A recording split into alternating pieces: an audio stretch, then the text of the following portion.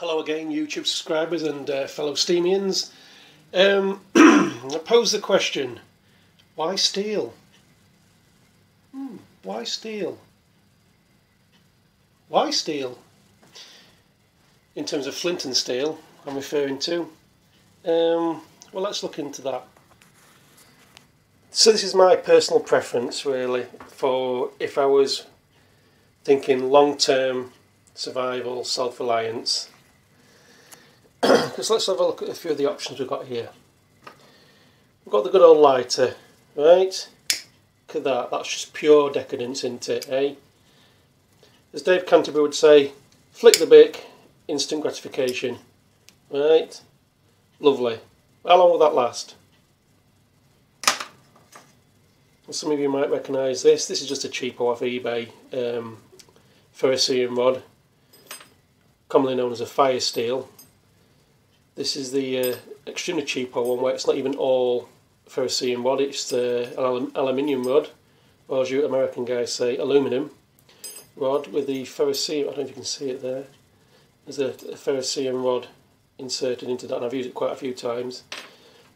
Very hot spark, will turn tinder instantly into flame, will last longer than the lighter, but still, it's a bit decadent, isn't it, eh? Really. So some of you might have seen some of the videos lighting tinder with paper, dry lint, and getting a candle going without a flame. And you might have seen me use this piece of steel. And all it is a square workshop metalworking file. That was double the length. I just cut it in half, and I bent some threaded bar, 6mm threaded bar, and welded it on one end. And I can hold it like that, strike it against the flint, and theoretically, as long as I keep finding flint, quartz, chert, anything that's got a nice hard edge, anything with a Mohs hardness of 7 or above, is hard enough to take tiny fragments of steel off. It's hardened, high carbon steel, so these tiny fragments will come off when chipped against the flint. Those tiny fragments will instantly ignite in the oxygen in the atmosphere, and you'll get what's known as a cool spark, and you can use that onto the char cloth. If you've seen some of the previous videos, you know exactly what I'm talking about. Again, but I've got loads of these files in the garage, and I'll tend to go to junk shops, bric-a-brac shops, and I'll buy, if they've got any files in, for a couple of quid, even if they've worn out, they're not good as files anymore. I mean, you can use them, and you can file your nails on them.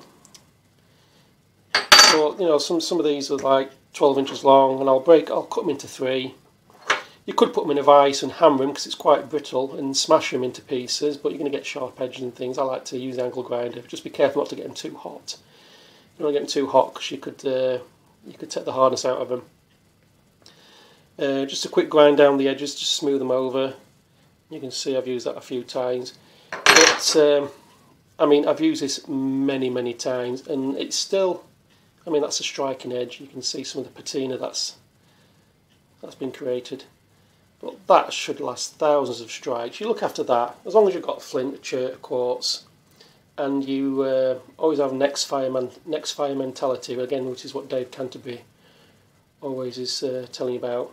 As long as you've got some more material charred for your next fire,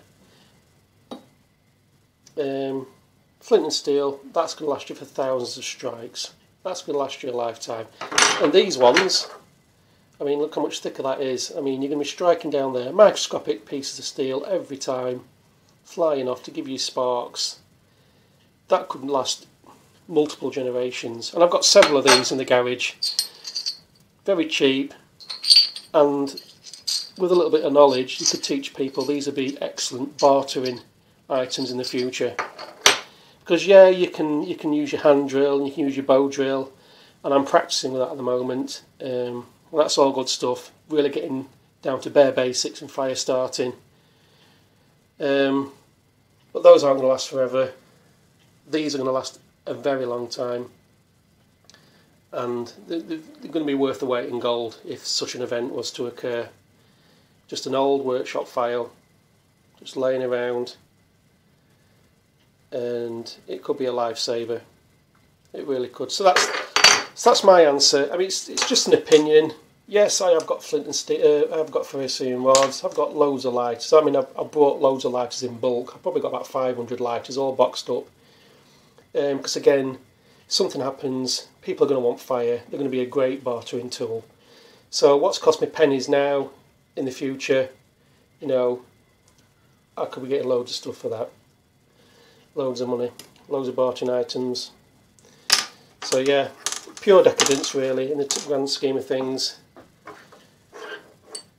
Hand drills, bow drills, the other extreme end, really getting back to nature and everything. But something in the middle, for me, it's going to last a very long time and you're going to get a fire. Anyway, that's enough of me rambling on.